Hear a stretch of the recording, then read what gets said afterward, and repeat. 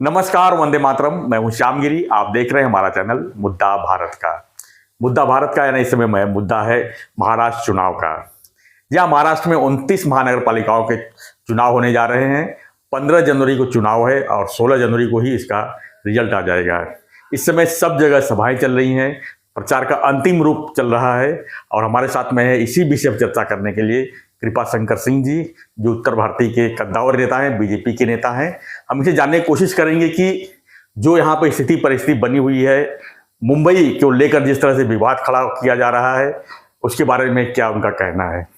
Sir, स्वागत है आपका हमारे चैनल में। वंदे मातरम। मुद्दा भारत का हो या मुद्दा महाराष्ट्र का हो, इस समय मुद्दा महानगर पालिका जी बताएं। सर, पहला सवाल यह है कि कल ही जो है अमित ठाकरे का भी हमने इंटरव्यू देखा बीबीसी में। राज ठाकरे जी का मुंबई को लेकर जिस तरह से इनका स्थिति बन रही है, अमित ठाकरे तो कह रहे हैं कि हम सत्ता में आएंगे तो हम उत्तर प्रदेश से आने वाली ट्रेन को ही रुका देंगे, महाराष्ट्र के अंदर आने नहीं देंगे। इस तरह की सोच रखे क्या इनको वोट मिलेगा? अब मुझे लगता है कि ये जब चुनाव आता है तो मुद्दा आता है जी। मैं इस पे एक ही शब्द कहना चाहता हूं कि काठ की हंडिया बार बार नहीं चढ़ती। ये मुद्दा न किसी उत्तर भारत का है न किसी दक्षिण भारत का है। ये मुद्दा महाराष्ट्र में मुंबई महानगर पालिका का है। ये मुद्दा मुंबई के विकास का है। ये मुद्दा महाराष्ट्र के विकास का है और ये मुद्दा महाराष्ट्र के विश्वास का है। आज महाराष्ट्र के आदरणीय मुख्यमंत्री देवेंद्र फडणवीस साहब, जिनको प्यार से लोग देवा भाव बोले, बिल्कुल देवा भाव एक विकास का ब्रांड बन गए हैं। और आज अगर सिक्के के दो पहलू कहे जाएं, एक तरफ विश्वास है, एक तरफ विकास है।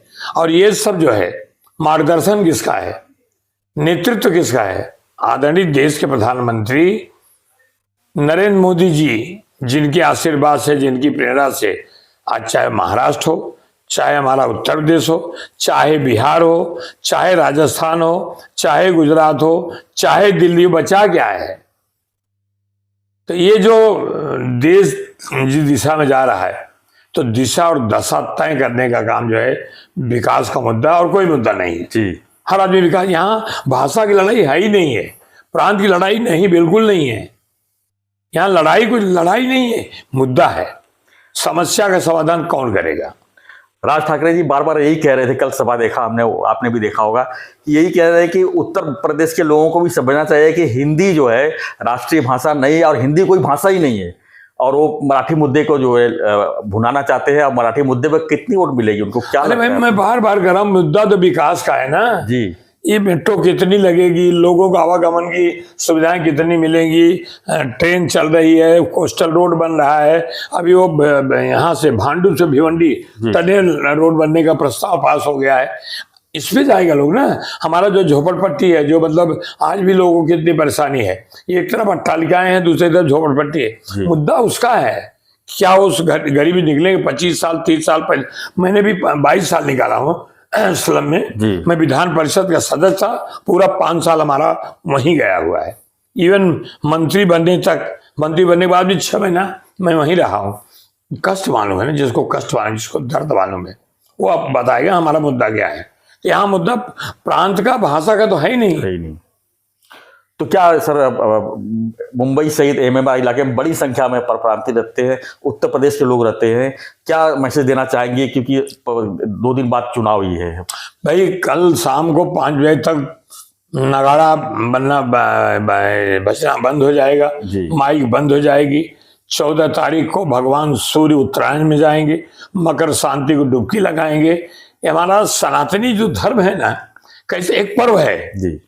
14 तारीख को पर्व है, 15 तारीख को भी पर्व है जी। 14 तारीख को हम बढ़िया डुबकी लगाएंगे, जो जहाँ है, जिस गंगा जल लेकर डुबकी लगाएंगे। और सवेरे मतलब लैया लेकर के, चना लेकर के, रेवड़ियाँ लेकर के, हम तो कहते हैं तिल गुड़ खा और गोड़ गोड़ बोला, मराठी में बोलता जी। तिल गुड़ खा, गोड़ गोड़ बोला। हम लोग तो ऐसे मिठास बोलने वाले लोग हैं, मीठा हमेशा। तो मैं तो यही कहूँगा कि 14 को संक्रांत का पर्व मनाइए, पतंग को उड़ा दीजिए, उसको हटा दीजिए, मसाल को बगल कर दीजिए, सबको जाओ भूल, याद रहे कमल का फूल। और उसके साथ प्रभु रामचंद्र जिस हथियार से, जिस अस्त्र से उन्होंने कई लोगों का वध किया। यहाँ तो राजनीतिक वध की बात है, यहाँ तो भ्रष्टाचार का वध की बात है। तो कमल के साथ साथ धनुष बाण जो है वो पूरी तरह से तैयार है। मतदान करें, पहले मतदान फिर जलपान, और 15 तारीख इतना मतदान करें कि कभी भारतीय जनता पार्टी के महायुति को, हमारे शिवसेना के एकनाथ शिंदे जी की शिवसेना को, हमारे ये रामदास आठवले जी जो हमारे मतलब डॉक्टर बाबा साहब अम्बेडकर के अनुयायी है, उनको ये सब मिलकर के महायुति की सत्ता तो आनी है। इसमें मैं आप भी समझ रहे हैं, मैं भी समझ रहा हूं, लेकिन इतना ज्यादा मतदान कर दें कि अगली बार 5 साल के बाद इनको सोचना पड़े चुनाव लड़े या ना लड़े। बिल्कुल बिल्कुल, धन्यवाद सर इस जानकारी के लिए। तो फ्रेंड्स, देखा आपने किस तरह विकास की बातें के ऊपर कोई नहीं जा रहा है। अब विपक्ष सिर्फ मराठी और हिंदी भाषी विवाद को जोड़कर चुनाव लड़ना चाहता है। उसका परिणाम ये रहा है कि आपने विधानसभा भी देखा, लोकसभा भी देखा, क्या स्थिति बनी हुई है।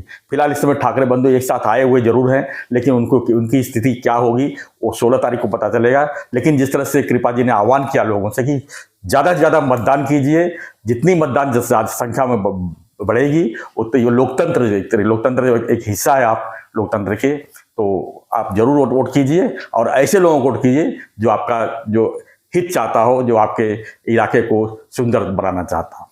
तो फ्रेंड्स, आपके और कोई प्रतिक्रिया रही तो हमें कमेंट में जरूर लिखिए और बने रहिए हमारे साथ, देखते रहिए हमारा चैनल मुद्दा भारत का।